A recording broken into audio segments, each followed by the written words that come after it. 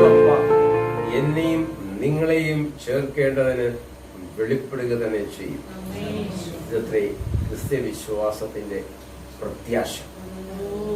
ഈ ഭൗമമണ്ഡലത്തിൽ ഇന്ന് നമ്മൾ കാണുന്നതെല്ലാം എന്ത് ചെയ്യും? ഒഴിഞ്ഞു പോകും.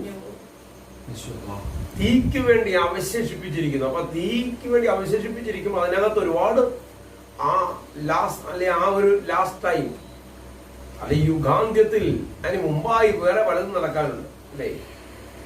യുഗാന്ത്യം എന്നൊന്നും ഇല്ല എന്ന് വാദിക്കുന്ന ആത്മമണ്ഡലത്തിലുള്ളവരുമുണ്ട്. യുഗാന്ത്യം എന്ന് പറഞ്ഞാൽ ഇന്ന് നമ്മൾ കണ്ടുകൊണ്ടിരിക്കുന്ന കാലങ്ങളും സമയങ്ങളും എല്ലാം നിലയ്ക്കുന്ന ഒരു ദിവസം കടന്നു വരും. ഇന്ന് കാണുന്നതിനെല്ലാം ഒരു അന്ത്യമുണ്ടാകുന്ന ഒരു ദിവസം കടന്നു വരിക തന്നെ. ദൈവവചന പഠനശാഖയിലെ ഏറ്റവും വലിയൊരു പഠനമാണ് ഏത്? ഈ പറയുന്ന യുഗാന്ത്യ ശാസ്ത്രം, എസ്കറ്റോളജി. എന്നാൽ അങ്ങനെ ഒരു ശാസ്ത്രം തന്നെ ഏറ്റവും വലിയ സ്റ്റുപ്പിഡിറ്റിയാണെന്ന് വാദിക്കുന്ന ഒരു വിഭാഗം ആത്മമണ്ഡലത്തിൽ നിൽക്കുന്ന ഒരു വിഭാഗം ആൾക്കാരുണ്ട്. സ്തോത്രം. എന്നാൽ last time ministry the bright ചർച്ചിന്റെ പ്ലാറ്റ്ഫോമിൽ നിന്നുകൊണ്ട് യേശുവയുടെ നാമത്തിൽ എന്റെ കർത്താവ് മടങ്ങി വരുമെന്ന് പറയുവാൻ എനിക്ക് ഭയങ്കര സന്തോഷമാണ്. ഇന്ന് ഈ ഭൗമമണ്ഡലത്തിൽ കാണുന്ന പ്രശ്നങ്ങളെല്ലാം തന്നെ എന്റെ നാഥന്റെ വരവിന്റെ സമയത്തെ വെളിപ്പെടുത്തുകയാണ്. എന്റെ അപ്പന്റെ വരവുമായി ബന്ധപ്പെട്ട വസ്തുതകളാണ് എന്ന് വിശുദ്ധ വചനം പഠിക്കുന്നവർക്ക് മനസ്സിലാവും. ഈ പ്രപഞ്ചത്തിന് ഇന്നതൊക്കെ സംഭവിക്കുന്നു, ഇതിനേക്കാളിലും വലുത് വരാനിരിക്കുന്നു. എന്തൊക്കെ വന്നാലും ചവിട്ടി നിൽക്കുന്നിടത്ത് മണ്ണൊലിച്ചു പോകുന്ന അനുഭവങ്ങൾ ഉണ്ടായാലും എന്റെയും നിന്റെയും ജീവിതത്തിൽ കേടുണ്ടാകാതെ പരിപാലിക്കാൻ കഴിവുള്ള പരിശുദ്ധാത്മാവിന്റെ ശക്തിയുടെ വ്യാപാരം വെളിപ്പെടുക തന്നെ ചെയ്യും. ഹല്ലേലൂയ. ആദ്യമായിട്ടാണ് എന്നെ ഇന്റർനെറ്റ് മുഖാന്തരം ഇത് കണ്ടുകൊണ്ടിരിക്കുന്നതെങ്കിൽ, അല്ലെങ്കിൽ ഒരു ആത്മീയ പ്രോഗ്രാം ആദ്യമായിട്ടാണ് കാണുന്നതെങ്കിൽ, ഹല്ലേലൂയ, നിങ്ങൾക്ക് വേണ്ടി ദൈവം ഒരു വലിയൊരു പാക്കേജ് കൽപ്പിക്കുകയാണ്, വലിയൊരു പദ്ധതി കൽപ്പിക്കുകയാണ്. എനിക്കൊരു വിടുതൽ ഉണ്ടാവുമോ? എനിക്കൊരു മറുപടി ഉണ്ടാവുമോ? എനിക്ക് ഈ രക്ഷ അനുഭവിക്കാൻ കഴിയുമോ? ഹല്ലേലൂയ. എനിക്ക് ഈ രക്ഷ അനുഭവിക്കാൻ കഴിയുമോ? എന്താ രക്ഷ എന്ന് പറഞ്ഞാൽ? രക്ഷ എന്ന് പറഞ്ഞാൽ എന്താ? നമ്മൾ ആയിരിക്കുന്ന സ്ഥിതിയിൽ ഒരു വ്യക്തി രോഗത്തിലാണെങ്കിൽ അവന്റെ രോഗത്തിൽ നിന്നുള്ള മോചനം അവന്റെ രക്ഷയാണ്. രോഗിയോട് ചോദിച്ചാൽ എന്താ ഈ രക്ഷ എന്ന് പറഞ്ഞാൽ നിങ്ങൾ അർത്ഥമാക്കുക ചോദിച്ചാൽ അവർ പറയും എനിക്ക് രോഗത്തിൽ നിന്നുള്ള മോചനമാണ്. ഹല്ലേലൂയ. സ്തോത്രം. സാമ്പത്തികമായ അവസ്ഥകളിൽ അല്ലെങ്കിൽ കടം കയറി നശിച്ചുകൊണ്ടിരിക്കുന്ന സാഹചര്യങ്ങളായിരിക്കുന്നവരോട് എന്താണ് രക്ഷ എന്ന് ചോദിച്ചാൽ അവർ പറയും ഈ സാമ്പത്തിക വിഷയങ്ങളെ ഒന്ന് മറികടക്കാൻ എനിക്ക് കഴിയുന്നതാണ് എന്നെ സംബന്ധിച്ചുള്ള രക്ഷ. ഇപ്പൊ ജയിലിൽ കിടക്കുന്ന, കാരാഗ്രഹത്തിനകത്ത് കിടക്കുന്നവനോട് ചോദിച്ചാൽ അല്ലേ, അവനോട് ചോദിച്ചാൽ അവൻ പറയും എനിക്ക് ഈ പ്രസന്റ് ആക്കുന്നു പുറത്തു കിടക്കുന്നതാ എന്നെ സംബന്ധിച്ചുള്ള രക്ഷ. സ്തോത്രം. പാപത്തിന്റെ ചെളിക്കുണ്ടിൽ കിടക്കുന്നവൻ ഒത്തിരി ആഗ്രഹിച്ചിട്ടും തിന്മകളിൽ നിന്ന്, തെറ്റുകളിൽ നിന്ന് പുറത്തു കടക്കാൻ കഴിയാതെ ഭാരപ്പെടുന്നവനോട് ചോദിച്ചാൽ അവൻ പറയും പാപത്തിന്റെ അന്ധകാരത്തിൽ നിന്നും പുറത്തു കടക്കുന്നതാണ് രക്ഷ. വിവിധ ആത്മീയ ചിന്തകൾ ഇതിനെ വിവിധ രീതിയിൽ വർഗീകരിക്കാറുണ്ട്. അപ്പൊ പാപത്തിൽ നിന്നുള്ള പുറത്തു കടക്കലാണ് രക്ഷ എന്ന തലത്തിൽ മാത്രം എടുത്ത് വർഗീകരണം നടത്തുന്നവരുണ്ട്. സാമ്പത്തികമായും ആരോഗ്യപരമായും രോഗങ്ങളിൽ നിന്നൊക്കെയുള്ള മോചനമാണ് രക്ഷ എന്നുള്ള വർഗീകരണങ്ങളുണ്ട്. എന്നാൽ വിശുദ്ധ ബൈബിൾ പഠിക്കുന്നവർക്ക് യേശുക്രിസ്തുവിന്റെ രക്ഷ ഈ പറഞ്ഞ എല്ലാ മേഖലയിലും വിടുതൽ നൽകുന്നതാണ്. സ്തോത്രം. ഹല്ലേലൂയ. പാപത്തിൽ നിന്നുള്ള വിടുതൽ മാത്രമല്ല, രോഗത്തിൽ നിന്നുള്ള വിടുതലും ഈ രക്ഷ നൽകുന്നു. സാമ്പത്തികമായ ഞെരുക്കത്തിൽ നിന്നുള്ള വിടുതൽ മാത്രമല്ല, ഹല്ലേലൂയ, അകൃത്യങ്ങളിൽ നിന്നും ശാപങ്ങളിൽ നിന്നുള്ള രക്ഷ ഈ രക്ഷ നൽകുന്നു. യേശുക്രിസ്തുവിന്റെ രക്തം നിങ്ങൾക്ക് നൽകുന്നു. അപ്പൊ രക്ഷിക്കപ്പെടുവാൻ അല്ലെങ്കിൽ വിടുതൽ പ്രാപിപ്പാൻ എന്താ ചെയ്യുക? സർവത്തിന്റെ ഉടമസ്ഥനായ സർവശക്തനായ ദൈവത്തെ ഹൃദയം കൊണ്ട് വിശ്വസിക്കുക, ആ രക്തത്തിൽ ആശ്രയം വെക്കുക. എന്റെ പാപങ്ങൾക്ക് വേണ്ടി, എന്റെ രോഗങ്ങൾക്ക് വേണ്ടി, എന്റെ ശാപങ്ങൾക്ക് വേണ്ടി അവൻ കാൽവരിയിൽ യാഗമായി തീർന്നു എന്നുള്ള പരമസത്യത്തെ തിരിച്ചറിയുക. അപ്പൊ ഞാനൊരു പാപിയായൊരു മനുഷ്യനാകും, എന്നെ അങ്ങയുടെ രക്തത്താൽ കഴുകണമേ എന്നൊരു പ്രാർത്ഥന ഉയരുന്നുവെങ്കിൽ, ഏത് കൊടിയ പാപത്തിന്റെ പിടിമുറുക്കത്തിലാണ് നിങ്ങൾ ജീവിക്കുന്നതെങ്കിലും രക്ഷിക്കപ്പെടുവാൻ കഴിയത്തിൽ നിങ്ങളുടെ ഹൃദയം രക്ഷ പ്രാപിപ്പാൻ കഴിയത്തില്ല, നിങ്ങളുടെ സ്വന്തവും ബന്ധുവുമാരും നിങ്ങളോട് പലതവണ ആവർത്തിച്ചു പറഞ്ഞിട്ടുള്ളതാണെങ്കിൽ പോലും ഇന്ന് എന്നെ കണ്ടുകൊണ്ടിരിക്കുന്ന മാത്രമേ യേശുവേ എന്നെ ഒന്ന് തൊടണമേ എന്നൊരു പ്രാർത്ഥന ഉയരുന്നുവെങ്കിൽ അത് അവന്റെ രക്തത്താൽ നിന്നെ കഴുകി ഹിമം പോലെ വെളുപ്പിക്കാൻ കഴിവുള്ളവന്റെ വ്യാപാര ശക്തി നിന്റെ ജീവിതത്തിൽ വെളിപ്പെടുക തന്നെ ചെയ്യും. കട്ടിൽ നിന്ന് എണ്ണിച്ചു വന്നാൽ മതിയായിരുന്നു, ഒന്ന് നടക്കാനുള്ള പ്രാപ്തി കിട്ടിയാൽ മതിയായിരുന്നു. യേശു അപ്പം നിന്റെ അസ്ഥികളെ, മാംസപേശികളെ ഇന്ന് ശക്തീകരിക്കാൻ പോവുകയാണ്.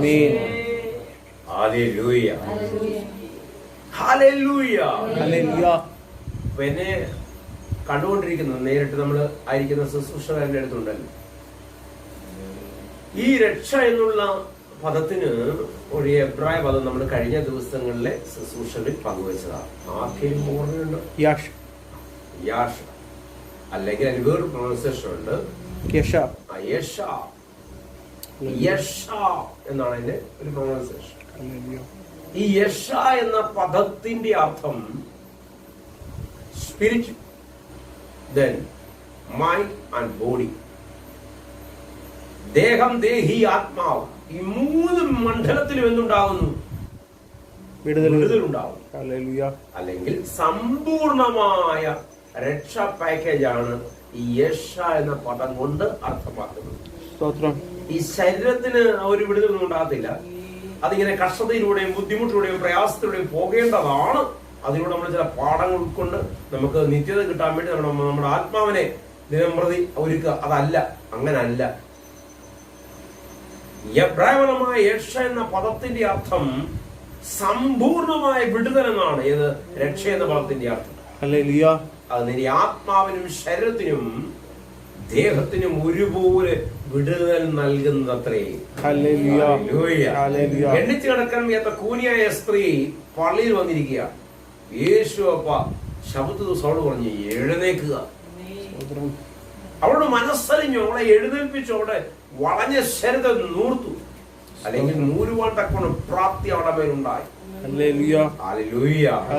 അപ്പം ശരീരത്തിനൊരു ഹീലിംഗ് ആവശ്യമുള്ളവരുടെ ജീവിതത്തിൽ ഇപ്പോൾ തന്നെ ഹീലിംഗ് ഉണ്ടാകട്ടെ എന്ന് ഞാൻ പ്രാർത്ഥിക്കുകയാണ്.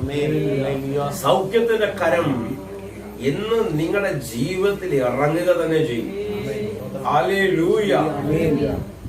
എന്നെ കണ്ടുകൊണ്ടിരിക്കുന്ന ചിലരുടെ ജീവിതത്തിൽ അവരുടെ പേശികൾ ടൈറ്റ് ആകുന്ന ചില രോഗബന്ധനങ്ങളുണ്ട്. ആ രോഗബന്ധനങ്ങൾ അപ്പയുടെ നാമത്തിൽ അഴിഞ്ഞു മാറട്ടെ എന്ന് ഞാൻ പ്രാർത്ഥിക്കുകയാണ്. ഇങ്ങനൊരു പ്രശ്നം, അങ്ങനെ ഒരു പ്രശ്നത്തിന്റെ സൊല്യൂഷൻ യേശുവിന്റെ രക്തമാണ്. ആ രക്തം നിന്റെ സകല രോഗങ്ങൾക്കും മറുപടിയാണ്. ഏകന്റെ ലംഘനത്താൽ പാപം ലോകത്തിൽ വന്ന് കർത്തൃത്വം നടത്തി. ആ ലംഘനത്തിൽ നിന്ന് ആ ലംഘന മുഖാന്തരം മാനവരാശി ഒന്നടങ്കം എന്ത് ചെയ്തു? പാപത്തിലാണ്ടുപോയി, തകർന്നുപോയി, തകർന്ന് തരിപ്പണമായി പോയി. സ്തോത്രം. അപ്പൊ തകർന്ന് തരിപ്പണമായ പാപത്തിൽ അടന്നുപോയ മാനവരാശി വീണ്ടെടുക്കുന്നതിന്, പിശാചിന്റെ അടിമനോത്തിൽ നിന്നും വിടുതൽ കൽപ്പിക്കുന്നതിന് വേണ്ടി ഹല്ലേലൂയ, ഏകജാതനായവൻ, സാക്ഷാൽ വചനമായ ദൈവം, പിതാവിന്റെ വലത്തുഭാഗത്തിരുന്നവൻ ഈ ഭൗമമണ്ഡലത്തിൽ എനിക്കും നിങ്ങൾക്കും വേണ്ടി വെളിപ്പെട്ടു. ഹല്ലേലൂയ. അവൻ കാൽവറിയിൽ ഒരു യാഗം നമുക്ക് വേണ്ടി നിവർത്തിച്ചു. സ്തോത്രം. ആ യാഗരക്തം നിങ്ങളുടെ ജീവിതത്തിൽ വിടുതലിന്, അത്ഭുതത്തിന്, ഹല്ലേലൂയ, നിങ്ങളുടെ സൗഖ്യത്തിനൊക്കെ മുഖാന്തരമായി മാറുക തന്നെ ചെയ്യും. ഹല്ലേലൂയ. അപ്പം രക്ഷയും പാപമോചനം എങ്ങനെ സാധ്യമാകുന്നു? ത്രൂ ഹിസ് ബ്ലഡ്, അവന്റെ രക്തത്തിലൂടെ. ഹല്ലേലൂയ.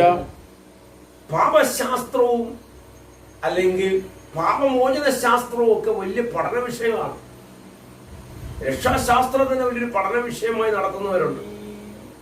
വളരെ സിമ്പിളായി, വളരെ ലഘുവായ രീതിയിൽ എന്റെ ജീവിതത്തിൽ ഞാൻ അനുഭവിച്ച പരിശുദ്ധാത്മാവിന്റെ സാന്നിധ്യത്തിൽ നിന്നുകൊണ്ട് ഞാൻ പറയട്ടെ, സാങ്ക്ടിഫിക്കേഷൻ ആൻഡ് സാൽവേഷൻ, ഇത് രണ്ടും നിങ്ങളുടെ ജീവിതത്തിൽ സാധ്യമാണ് യേശുവിന്റെ രക്തം മുഖാന്തരം.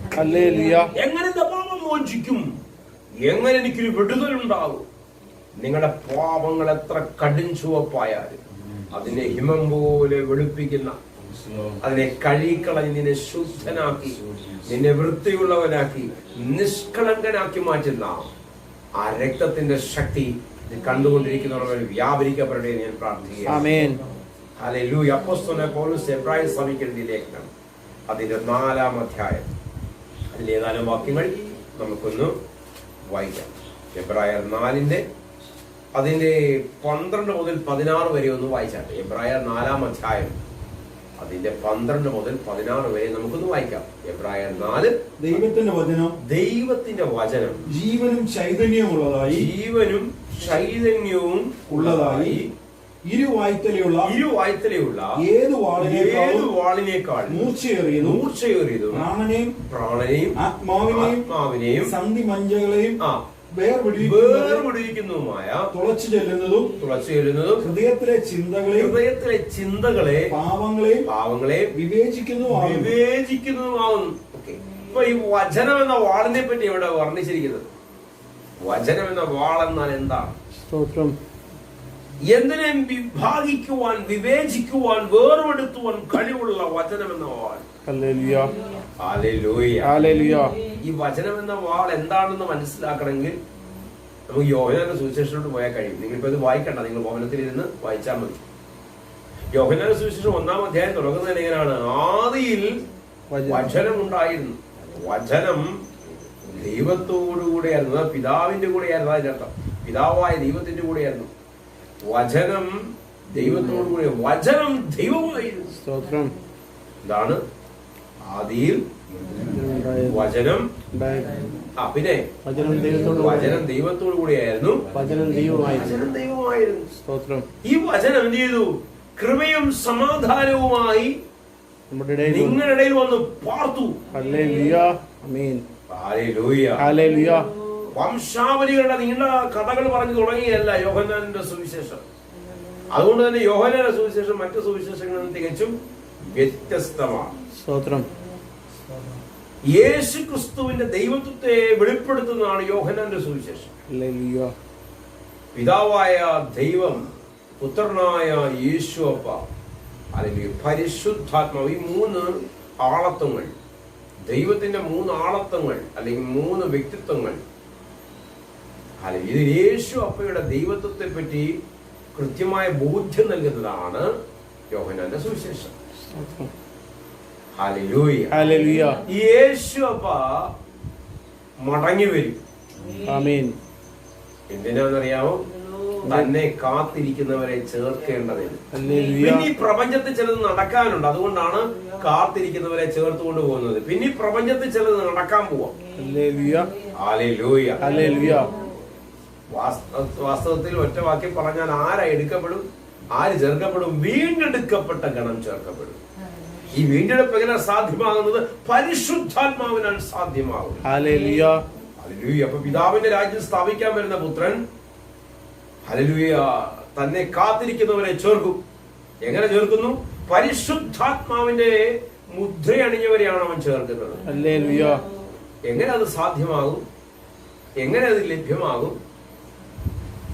യേശു എന്റെ ദൈവമെന്ന്, എന്റെ കർത്താവെന്ന് ഹൃദയം കൊണ്ട് വിശ്വസിക്കുകയും വാ കൊണ്ട് ഏറ്റുപറയുകയും ചെയ്യുന്നവൻ രക്ഷിക്കപ്പെടും. ഇന്ന് രക്ഷിക്കപ്പെടും എന്ന് പറയുന്നത് പാപത്തിൽ നിന്ന്, അടിമനൂത്തിൽ നിന്ന് സ്വാതന്ത്ര്യം പ്രാപിക്കുന്നു. ഹല്ലേലൂയ. അപ്പൊ ആ വചനമായ ദൈവം നമ്മുടെ ഹൃദയത്തിന്റെ രഹസ്യങ്ങളെ അറിയുന്നവനാണ്, നമ്മുടെ ചിന്തകളെ അറിയുന്നവനാണ്. എന്റെ ഭാര്യ അല്ലെ, എന്റെ ഭർത്താവ് അല്ലെ, എന്റെ മക്കളല്ലേ, അപ്പനമ്മ, അതാര് തന്നെയായാലും, നാട്ടിലുള്ളവർ, സ്വന്തത്തിലുള്ളവർ, ഭവനത്തിലുള്ളവർ, ആര് തന്നെയായാലും, എന്റെ തിന്മകൾ അവർക്ക് അറിയാൻ കഴിഞ്ഞില്ലെങ്കിലും, എത്ര മൂടി വെച്ച് കാര്യങ്ങൾ മുന്നോട്ട് ഞാൻ കൊണ്ടുപോയാലും അതെല്ലാം അറിയുന്ന ഒരുവനുണ്ട്. വചനം പ്രഖ്യാപിക്കുന്നു. അവന്റെ പേരാ വചനം, വചനമായ ദൈവം. അവന് മറഞ്ഞിരിക്കുന്ന ഒരു സൃഷ്ടിയുമില്ല. അവിടെ ആ വചനം ഇരുവായത്തിലുള്ള വാളെന്ന് പറഞ്ഞിട്ട് പിന്നെ ആ ടൈം നോക്കണം. അവന് മറഞ്ഞിരിക്കുന്ന ഒരു സൃഷ്ടിയുമില്ല. അപ്പൊ വചനത്തെ പറ്റി ഇരുവായത്തിലുള്ള വാൾ എന്നാൽ എന്താന്നുള്ളത് ഒരു കൃത്യമായ ഒരു ചിത്രം അവൻ വ്യക്തിയെ റീപ്രസെന്റ് ചെയ്യുന്നു. ഒരാളത്വത്തെ പറയുകയാണ്. എഴുതി വെച്ചിരിക്കുന്ന റിട്ടൺ സ്ക്രിപ്ചറിനെ പറ്റിയല്ല, ഉൽപ്പത്തി മുതൽ വെളിപ്പാട് പുസ്തകം വരെ എഴുതി വെച്ചിരിക്കുന്ന സ്ക്രിപ്ചറിനെ പറ്റിയല്ല പറയുന്നത്. അതിനകത്ത് എഴുതി വെച്ചിരിക്കുന്ന ആരെ പറ്റിയാണോ ആ വ്യക്തിയെ പറ്റി പറയുന്നത്. ഹല്ലേലൂയ. അവന് മറഞ്ഞിരിക്കുന്ന ഒരു സൃഷ്ടിയുമില്ല. സകലവും അവന്റെ കണ്ണിന് സകലവും അവന്റെ കണ്ണിന് മലർന്നവുമായി കിടക്കുന്നു പറഞ്ഞാൽ മൂടി വെക്കാൻ പറ്റത്തില്ല. ആരുടെ മുമ്പിൽ? വചനമായ ദൈവത്തിന്റെ മുമ്പാകെ യാതൊന്നും മൂടി വെക്കാൻ പറ്റത്തില്ല. ഇങ്ങനെ അങ്ങ് സൂപ്പറായിട്ട് എല്ലാ കാര്യങ്ങളും പോകുന്നു ചിന്തിക്കുന്നുണ്ടെങ്കിൽ ഹല്ലേലൂയ. ഇന്ന് നമ്മൾ കണ്ടുകൊണ്ടിരിക്കുന്ന വസ്തുതകളുടെ അടിസ്ഥാനത്തിൽ ചില ബോധ്യങ്ങൾ ഉണ്ടാകട്ടെ. എത്രത്തോളം ഹല്ലേലൂയ, എത്രത്തോളം ആരോഗ്യ മേഖല അല്ലെങ്കിൽ ഭരണകൂടങ്ങൾ ശക്തിയോടെ പ്രവർത്തിക്കുന്നു. എന്തിന്? മനുഷ്യന്റെ ജീവൻ നിലനിർത്തുന്നതിന് വേണ്ടി, അപകടങ്ങൾ ഉണ്ടാകാതിരിക്കാൻ വേണ്ടി. പക്ഷേ അതിന് ഒരു പരിമിതിയുണ്ട്. എന്നാൽ പരിമിതി കൂടാതെ, അളവ് കൂടാതെ ഇറങ്ങി വരുന്ന മഹാശക്തിയെ പറ്റിയാണ് ഞാൻ നിങ്ങളോട് പങ്കുവെക്കുന്നത്. ബാക്കി വായിച്ചാണ്, ബാക്കി കേട്ടോ. ആ പറഞ്ഞ വചനമായ ദൈവവുമായിട്ടാണ് നമുക്ക് കാര്യമുള്ളത്. നമുക്ക് മറ്റു വകുപ്പുകളൊന്നും അറിയത്തില്ല. അപ്പോസ്തലനായ പൗലോസ് ലോകപ്രകാരം ഒരുപാട് ജ്ഞാനം നേടിയവനാണ്. അന്നത്തെ നല്ല ക്വാളിഫൈഡ് ആയിട്ടുള്ള, നല്ല എന്താ ഭാഷ പറഞ്ഞാൽ ബിരുദവും ബിരുദാനന്തര ബിരുദവും അതിന്റെ മണ്ടയ്ക്ക് എന്തെങ്കിലും കൂടി അതൊക്കെ എടുത്ത ഒരു ഡോക്ടറേറ്റ് ഒക്കെ നേടി നിൽക്കുന്ന ഒരു വ്യക്തി എന്ന് വേണമെങ്കിൽ പറയാം. ആ തലത്തിലുള്ള ഒരാളാണ് പൗലോസ്. ഈ പൗലോസ് പറയാണ് എന്താണ്? എന്റെ എല്ലാ അറിവുകളും ചപ്പന്നും ചവറുമെന്ന് എണ്ണാൻ ക്രിസ്തു മുഖാന്തരയുടെ വരും. അപ്പൊ ഞാൻ മറ്റൊന്നും അറിയാത്തവനായിരിക്കാനോ എന്ന് ആഗ്രഹിക്കുന്നു. എന്തറിയാത്തവനായിരിക്കണം എന്ന് ആഗ്രഹിക്കുന്നു? യേശു ക്രിസ്തു എന്ന പരിജ്ഞാനത്തിന് അപ്പുറത്തൊന്നും എനിക്ക് അറിയണ്ട എന്ന് ഞാൻ ചിന്തിക്കുന്നു. കാരണം എന്റെ അറിവുകളെല്ലാം വെറും ബിഗ് സീറോയാണെന്ന് ഒറ്റ ദിവസം കൊണ്ട്, ഒരു നിമിഷം കൊണ്ട് എനിക്കൊരു ബോധ്യമുണ്ടായി. സ്തോത്രം.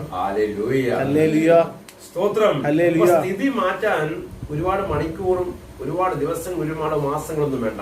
നിന്റെ യുക്തിബോധത്തിന് അല്ലെങ്കിൽ നിന്റെ ഭൗതിക മണ്ഡലങ്ങൾക്ക് കാഴ്ചപ്പാടുകൾക്ക് വ്യത്യാസം വരാൻ ചിലപ്പോൾ ഒറ്റ മിനിറ്റ് മതി. ദൈവത്തിന് ഒരു ഹിതമുണ്ടെങ്കിൽ നീ ജീവിതകാലം മുഴുവൻ ബോധവും പറഞ്ഞുകൊണ്ടിരിക്കത്തേ ഉള്ളൂ.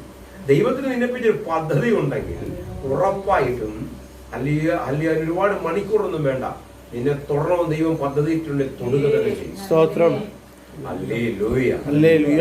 ബാക്കി വായിച്ചാൽ ആകയാൽ ദൈവപുത്രനായ യേശു ആകാശത്തിൽ കൂടി കടന്നുപോയ ശ്രേഷ്ഠ മഹാപുരോഹിതനായ. കേട്ടോ, നമുക്കൊരു ജനവിധത്തില്ല. നിങ്ങൾക്ക് മഹാപുരോഹിതനൊന്നും ഇല്ലയോ? എന്നോട് വ്യക്തി വെച്ച് ബിനുപാസ്റ്ററിന് മഹാപുരോഹിതനൊന്നും ഇല്ല. പല സംവിധാനങ്ങൾക്കും മഹാപുരോഹിതന്മാരുണ്ട്. ഞാൻ കൊണ്ട് മഹാപുരോഹിതൻ എന്തിയെ? എവിടാ? പുള്ളിയുടെ അരമന എവിടാ?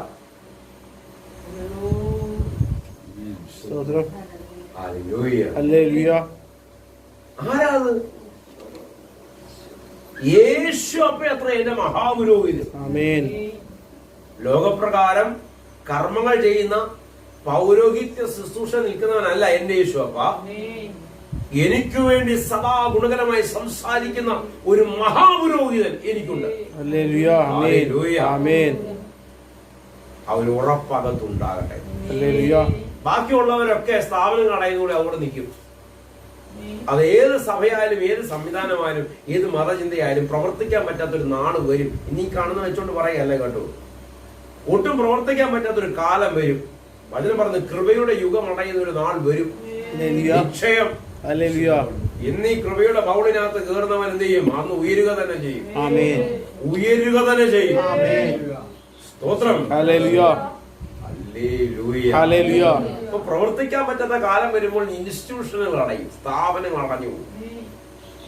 സ്ഥാപനം നടത്തിക്കൊണ്ടിരുന്നവരും ജീവനും കൊണ്ടുകൂടി വേറെ വഴി തിരിയും. കാരണം ജീവിക്കണമെങ്കിൽ ഇതിങ്ങനെ ഇതുകൊണ്ടിരുന്നാൽ പറ്റത്തില്ലെന്നൊരു ബോധ്യം ഉണ്ടാവും. വേറെ പല തലങ്ങളിലേക്ക് തിരിയും. അപ്പോൾ ഞങ്ങൾ ആരോട് പോയി പ്രാർത്ഥിക്കും? ഞങ്ങൾക്ക് വേണ്ടി ആര് മധ്യസ്ഥത വഹിക്കും? വചനം പറയുന്നു, നിനക്ക് വേണ്ടി മധ്യസ്ഥത വഹിക്കുന്ന ഒരുവൻ, അത് ഏക മധ്യസ്ഥനായ യേശു കർത്താവ്. അവന്റെ മുമ്പിൽ നിന്റെ വിഷയങ്ങൾ ഹല്ലേലൂയ എത്ര സങ്കീർണമായാലും അത് തുറന്നു പറയുന്നുവെങ്കിൽ അതിനൊരു പരിഹാരം ഉണ്ടാകുക തന്നെ ചെയ്യും. അത് എവിടെ പോയെന്ന് പറയാം? നീ ആയിരിക്കുന്ന മുറിക്കോത്തിൽ നിനക്ക് പറയാം. ഹല്ലേലൂയ. ഹല്ലേലൂയ. ഈ പറയുന്നതെല്ലാം ദൈവവുമായിട്ട് എന്റെ യേശുവുമായിട്ടുള്ള ഒരു പേഴ്സണൽ റിലേഷൻഷിപ്പ് നിങ്ങളുടെ ജീവിതത്തിൽ ഉണ്ടാകുന്ന ലക്ഷ്യം വെച്ചാണ്.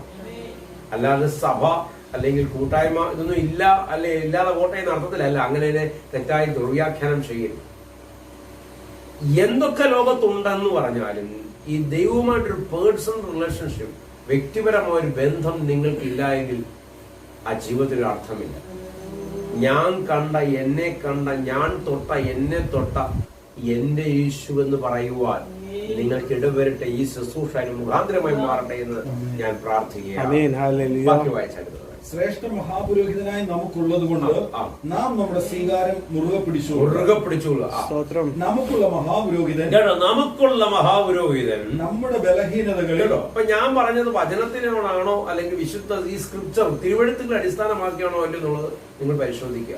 നമുക്കുള്ള മഹാപുരോഹിതൻ നമ്മുടെ ബലഹീനതകളിൽ സഹതാപം കാണിപ്പാൻ കഴിയാത്തവനല്ല. നമ്മുടെ എന്റെ ഒരു പറ്റുപറ്റിപ്പോയപ്പ, ഇന്ന തെറ്റുകൾ ഉണ്ടപ്പാ, ബലഹീനതകൾ ഉണ്ടപ്പാ എന്ന് പറയുമ്പോൾ ഇറങ്ങടാ പുറത്ത് എന്ന് പറയുന്ന ഒരു വ്യക്തിയല്ല.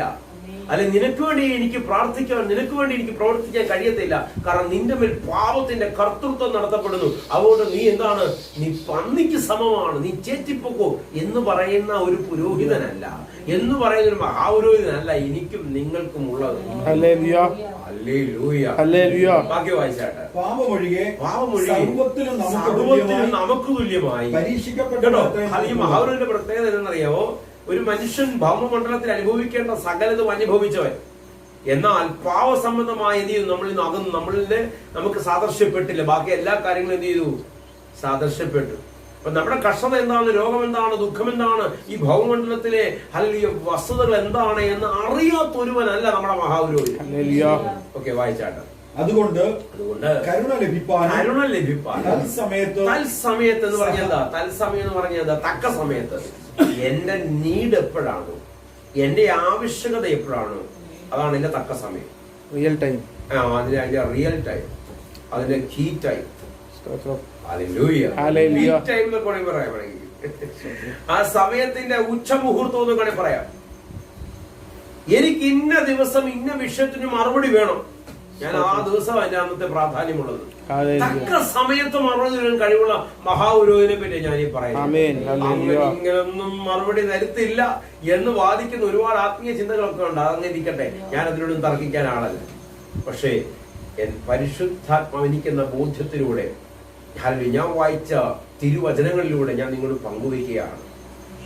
തക്ക സമയത്ത് സഹായത്തിനുള്ള കൃപ ലഭിപ്പാൻ നാം ധൈര്യത്തോടെ കൃപാസനത്തിന്റെ അടുത്ത് ചെല്ലുക. എന്താ കൃപാസനം എന്ന് പറഞ്ഞാൽ? സർവശക്തനായ തമ്പുരാന്റെ ഇരിപ്പിടം. ഹല്ലേലൂയ. കൃപയുടെ ഉടമസ്ഥനായവന്റെ ഇരിപ്പിടം. ആരാണ് ഈ കൃപയുടെ ഉടമസ്ഥൻ? യേശു അപ്പ. എന്താണ് ഈ കൃപ?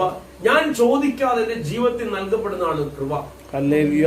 ഞാൻ ആഗ്രഹിക്കാതെ എന്റെ ജീവിതത്തിലൂടെ സപ്ലൈ ചെയ്യപ്പെട്ടതാണ് കൃപ. ഹല്ലേലൂയ. വയലിൽ ജോലി ചെയ്തൊരുത്തൻ അതിൽ കൂലിക്ക് വേണ്ടി നിൽക്കുന്നു. അവന് കൊടുക്കുന്ന വേജസ് ആണ്, അവൻ കൊടുക്കുന്നത് കൂലിയാണ്, അല്ലെങ്കിൽ സാലറിയാണ്. അവൻ ചെയ്തതിന്റെ കൂലി പറ്റുകയാണ്. സ്തോത്രം. എന്നാൽ മനസ്സ് തുറന്ന് യജമാനൻ ചുമ്മാതിരുന്നു കുറച്ച്. ഇതെന്താ? കൃപ. ഞാൻ ചോദിച്ചില്ല, ചോദിക്കാതെ എന്റെ ജീവിതത്തിൽ. അപ്പൊ ഈ രക്ഷയും ഈ വിടുതലും ഒക്കെ ചോദിക്കാതെ തന്നെ ജീവിതത്തിൽ തരുവാൻ പദ്ധതി ഇടുന്നവനാണ് ആര്? യേശുവപ്പ. ആ ബോധ്യം അകത്തുണ്ടെങ്കിൽ,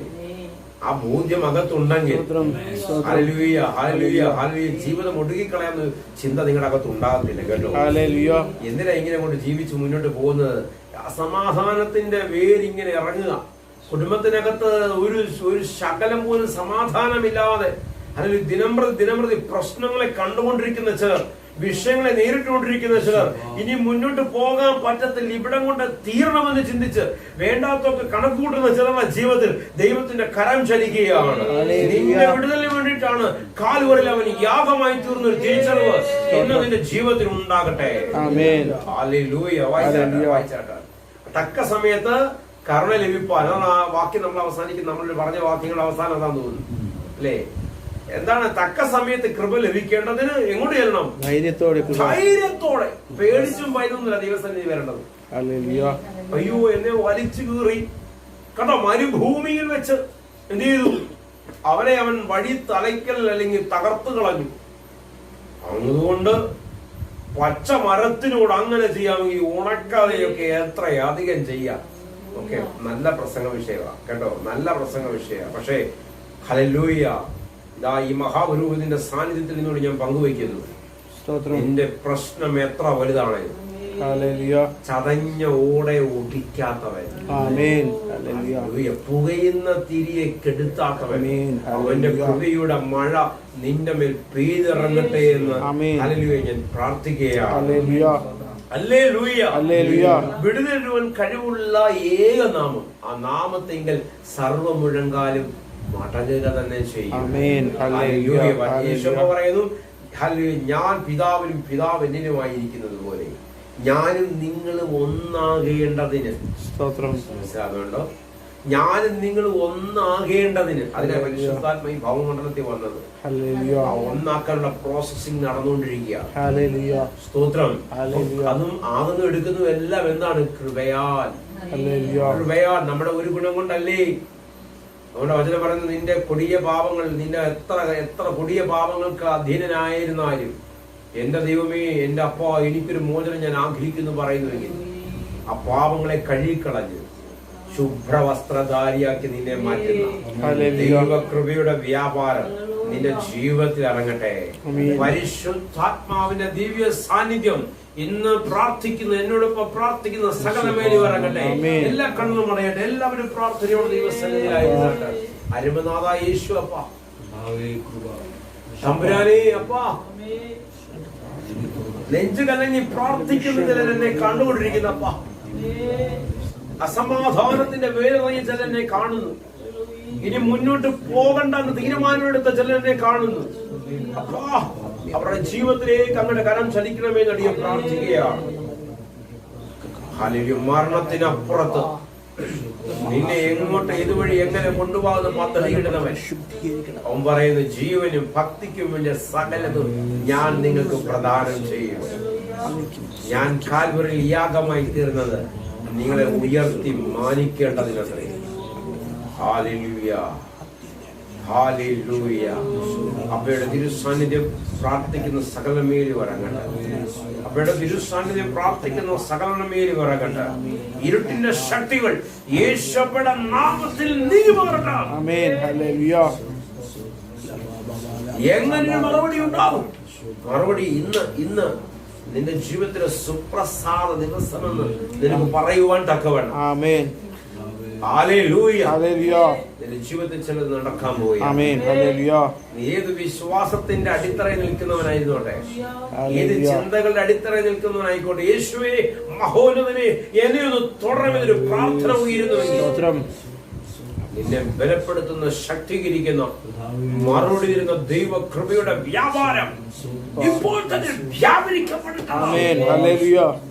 കണ്ടുകൊണ്ടിരിക്കുന്ന സകലമേലും വലിയ സൗഖ്യം, വിടുതൽ ഐക്യപ്പെട്ടതിനെ ഓർത്ത് സ്വർഗമടികളുടെ പ്രാർത്ഥന സ്വീകരിച്ചതിനെ ഓർത്ത് യേശു അപ്പയുടെ അധികാരമുള്ള നാമത്തിൽ തന്നെ ആമേൻ, ആമേൻ, ആമേൻ. കർത്താവ് നിങ്ങളെ എല്ലാവരെയും ധാരാളമായി അനുഗ്രഹിക്കട്ടെ. ഹല്ലേലൂയ.